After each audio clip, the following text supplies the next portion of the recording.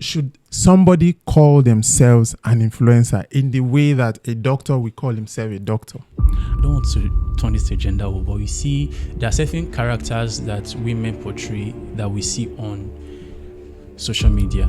And because most women watch these things, they feel, oh, it's not right. And ladies share this thing and say, oh, this is okay. It's okay to do this thing. Justifying why they do most of all these things. You don't think it's justifiable to have mood swing during period? I'm not saying justifiable.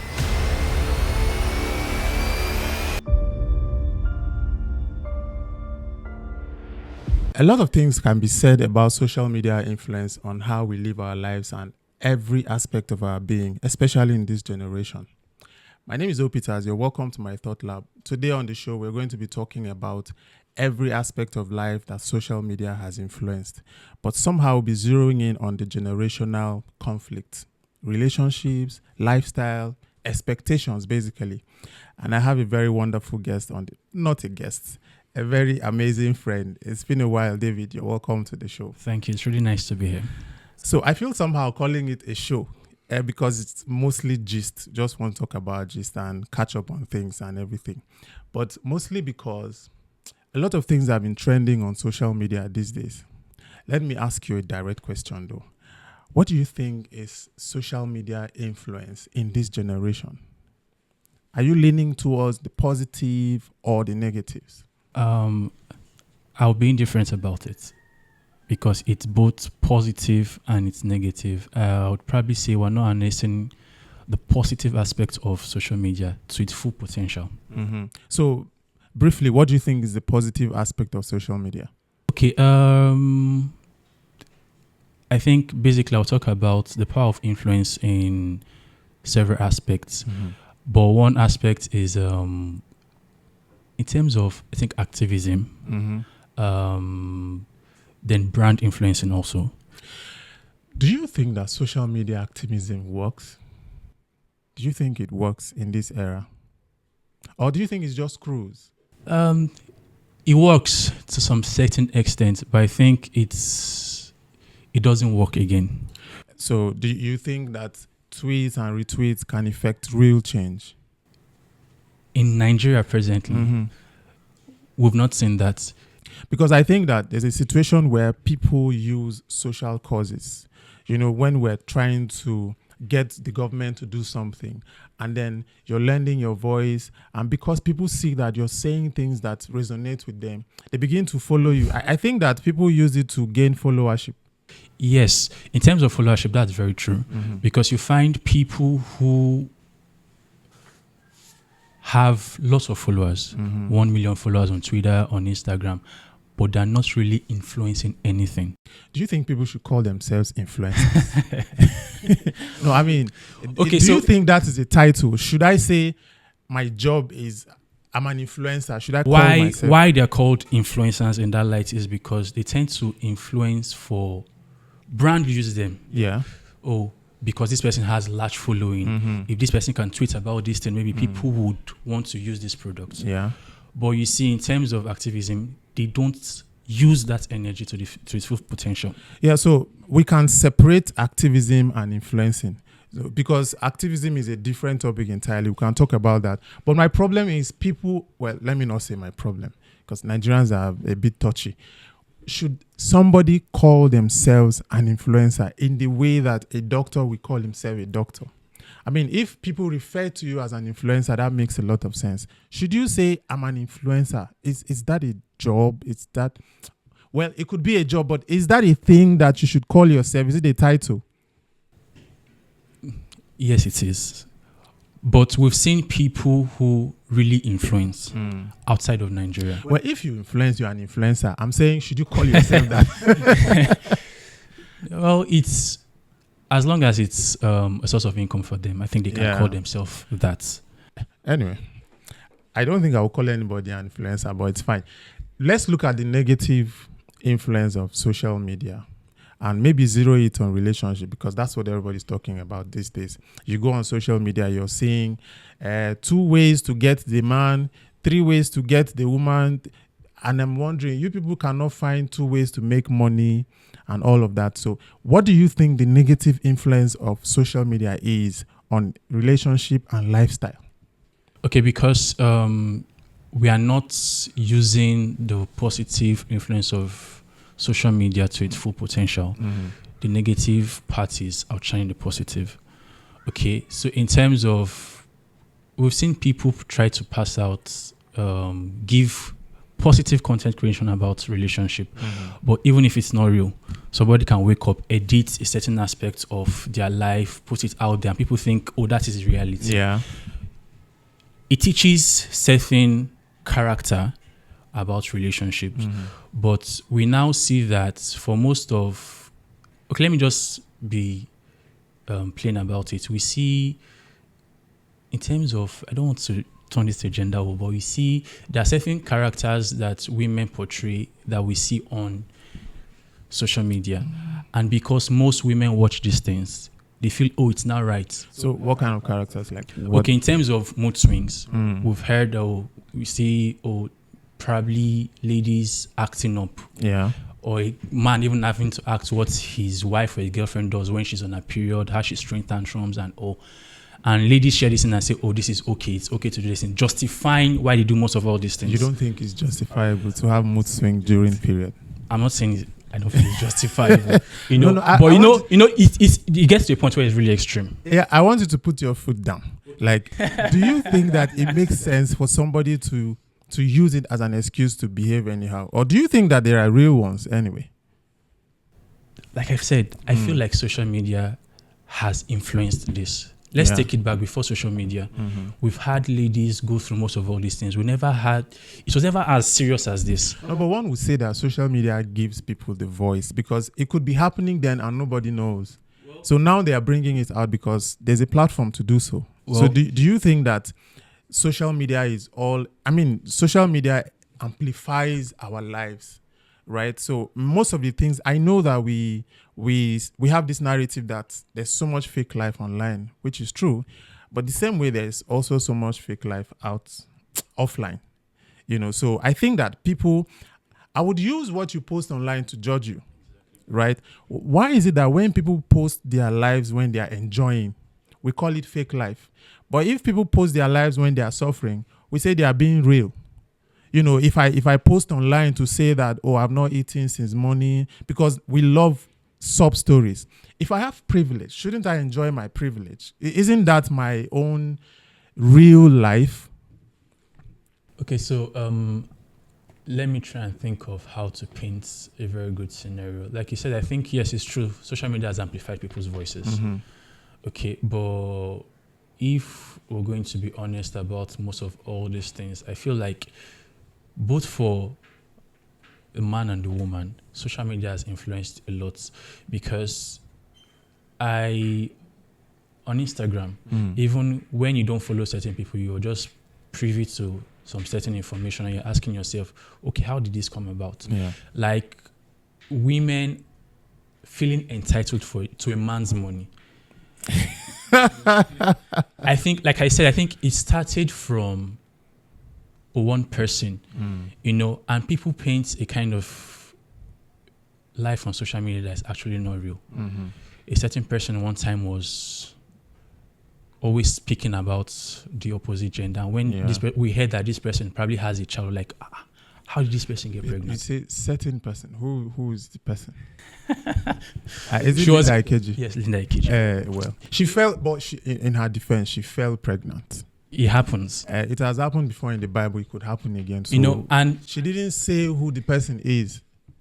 And the truth is, most of these people, you say people are not influencers, but the truth is, there are people that hold these people, they carry them as demigods. No, they actually influence people. I'm saying that they calling themselves, that's the problem. We all get influenced one way or another, to be honest. Yes, so they really influence people. And it's sad that, people can be gullible enough for somebody you don't know to make you to want to do things in your own little space that would impact on your life without the person even knowing. So it happens. I mean, right from time, people have been influenced by things we see, things we hear, and then now that there's so much emphasis on money and lifestyle. So when you see people living the life that you want to live, somehow they influence the way you behave. Because I mean, think about it. When it comes to relationship, I know you don't want to sound like it's a gender war or anything, but that idea that some people's emphasis is on other people's money, that's where I have a problem. All of us like money. You like money. I like money. Everybody likes money. But the fact that your likeness for money is borders around other people's money, it has to be the man's money that we are chopping. That's Exactly. where my problem They will say is. there's something about eating a man's money that makes you feel like. And the truth is, if we ask ourselves this question, a man spends money to prove that he loves a woman. Mm-hmm. The woman spends the man's money to prove that she loves the man. Wait, hold on. Say that again. A man spends his money to show he loves a woman. For a woman to prove that she loves that man, she has to spend his money. So what's... Wait, did you come up with that or you heard it somewhere? It's what is obtainable. Yeah, You hear... I want to know if, because We've been hearing most of the things you will hear, you say, ask your man what you want for Christmas. But I've never heard you say, women or girls, ask your man what he wants. It's always, ask for wig, ask for this, ask for that. Even for birthday, you spend for birthday. You spend for International Women's Day. You spend for International Girlfriend's Day. You spend for Valentine's Day. You spend for Mother's Day. But have you heard them say that people who complain about all these spendings are people who don't have money? Do you think it's because... Do you think it's people who don't have money that are complaining? You see, all this thing falls back to influence. If, for example, let me just use myself as an example. If you see a man on Instagram, for example, he spends a lot for his girlfriend on her birthday. Okay, let me even just move away from that. We've seen on wedding day now, the man is delivering money to his soon-to-be wife, probably while she's wearing makeup and all, and she's excited and she's getting all teared up, and then influence is already taking place. If, for example, a lady sees that and she doesn't feel, my man did not do this to me, she's starting to feel, this man does not love me, this man is not romantic. It starts from him being, you're not romantic, you're not kind, this and that. Yeah, but they said no romance without finance. So. But do you believe that though? Is it true? I don't believe that. I grew up in a time where we didn't have to spend so much. Yeah, but you also grew up in a time where you didn't know so much. I grew up in a time where I knew so much. Yeah, because I mean, those were the days where the little you knew or the little you were doing or we were doing. I mean, at that time you were the lower echelon of, like, you were kids. So you were doing what kids do. Did you know what adults were doing at that time? Okay, so because they could also be having their entitlement at that time. How would you know that though? I'm not sure there was entitlement. Okay, so it wasn't online. It wasn't online. It was, but let's just say social media has not attained the level it has at this stage. Definitely. Okay, yes. Because I've been in relationships and I've not had this pressure of probably having to do most of all these things. They will say that you were dating girls that did not know their worth. Now you get... So how did this lady know that, they're supposed to demand from these things from me? Poverty. Do you think that poverty contributed to all these things? Like everybody wants everybody's money. Because truly, I know that there's this narrative that people who don't have money are the ones complaining about that. But the truth is, no matter how rich you are, nobody wants to be exploited. Do you get? Exploitation is something that people don't like. You can be spending your money and call it love or whatever. It's fine. You get? It's fine. But you see, if money defines your love and money is the way you show that you love somebody, there's a problem there. Another thing is, I think I would blame we the men. Because it got to a time where we could not express love to a woman without having to spend money. So they got used to most of all these things. You know how we talk about, Yahoo Boys influence almost everything now, even in terms of house rent, in terms of clothing and then the likes. I think men also cause that for themselves in relationship. Yeah, but don't you think it's a generational thing? Because, I mean... I would say maybe I believe so. Because back in the day, they didn't need to use money to prove a point. A man has to be masculine enough. There were Exactly. other factors that a man would use. Exactly. So now Those things are no longer applicable now because women don't really care about that. who made women not to care about it? It's the men. Because the truth is we're talking about men being open and saying, oh, I am doing OS, whatever it is they say they do. And you feel good talking about it. Oh, What's OS? Like operating system? my brother. OS? It's just it's a sorry state. Because the truth is we have men with low self-esteem. Or you have to flash that, or you use high value gadgets like iPhones, or you have a car to get these women. And the truth is, someone was still saying the other day that you can buy love.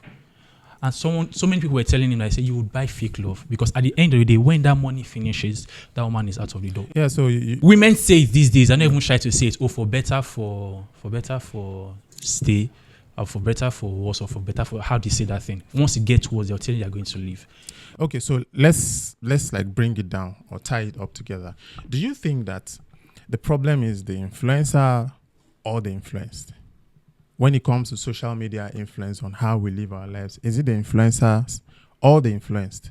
People want to be influenced. Also, you don't think that people are influenced without their actively knowing? People want to be influenced. I'm very active on Twitter, and you find out that people worship other people as God. Yeah, because if somebody is where you want to get to, you'd want to look up to them, don't As you? much as I have lots of mentors, I don't take everything they say most of the time. And I think it goes down to having a mind of your own. If people leave their mind off social media, Yeah. everything, they want to wear clothes or they want to do this, they'll probably have to want to be influenced by certain people and things like that. I don't know how to feel about that. But the truth is, I just feel that people want to be influenced.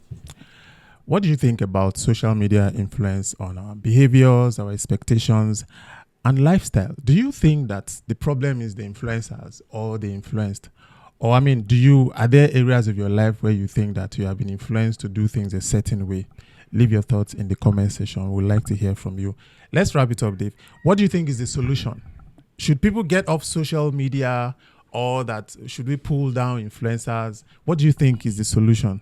I think influencers, even though you don't like them, I think they're here to stay. Well, they have always been here anyway. They're here to stay. So I think the truth is, as much as when you get to a certain level of followers, you just automatically become an influencer. Yes, but I think I would just like as much as possible for people to use this to, really impact positively into the life of people. No, that's assuming that these people care. Do you understand? Okay, sorry. They have that huge following. Just They are before we using wrap it up, for their own you good. talked about activism. Who can you think about and say, okay, probably this person uses their platform for good, strictly for good? Well, there are a couple of people that comes to mind, but then the easiest one, because of the numbers and all of that, would be Very Dark Man. Okay.